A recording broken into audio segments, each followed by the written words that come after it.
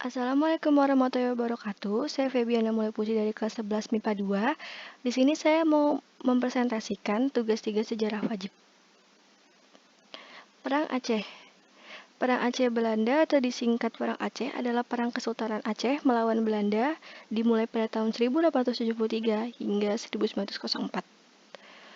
Kronologi terjadinya Perang Aceh dilatar belakangi oleh beberapa hal. Satu, karena adanya Traktat London 1824 yang isinya menjamin kemerdekaan dan kedaulatan Aceh. Namun karena ada pembajakan terhadap kapal-kapal Eropa, maka pemerintah kolonial PIN lalu melancarkan agresinya ke wilayah Aceh.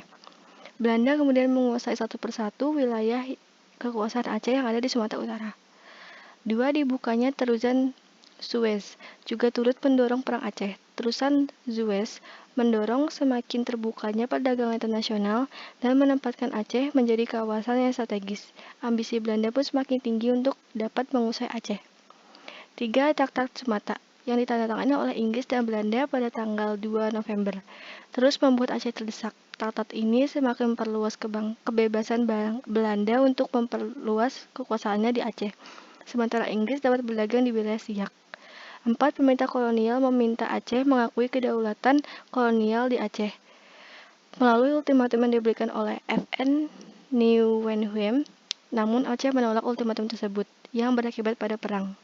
Pemerintah kolonial kemudian mengumumkan perang pada Aceh 4 hari setelah Aceh menolak ultimatum. Peristiwa inilah yang kemudian menjadi tanda dimulainya Perang Aceh. Penyebab umum dan khusus. Berikut adalah penyebab umum dan khusus dari Perang Aceh. Pada penyebab umum, rakyat Aceh dituduh tidak mau bekerja sama dan mempersulit kegiatan perdagangan Belanda. Juga Belanda menolak perjanjian London tahun 1824 dengan usahanya menguasai Aceh, penyerangan wilayah Delhi, Asahi, Seldang, dan Langkat akibat adanya perjanjian Siak 1858. Pada penyebab khusus, Belanda menuntut agar Aceh mengakui kedaulatan Belanda pada tanggal 22 Maret 1873.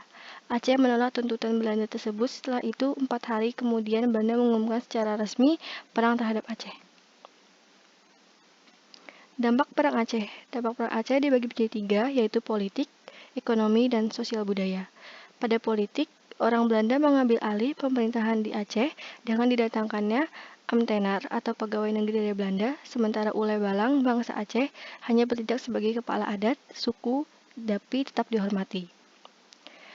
Pada ekonomi, terjadi krisis sandang dan pangan, juga kerusakan pada bangunan yang mengakibatkan kerugian sangat besar. Pada dampak sosial budaya, munculnya agama lain selain Islam, dan munculnya semangat baru dalam membela tanah air, juga tanah kelahiran. Ini gambar ilustrasi Perang Aceh, kurang lebihnya seperti ini. Oke, terima kasih sudah banyak menonton. Wassalamualaikum warahmatullahi wabarakatuh.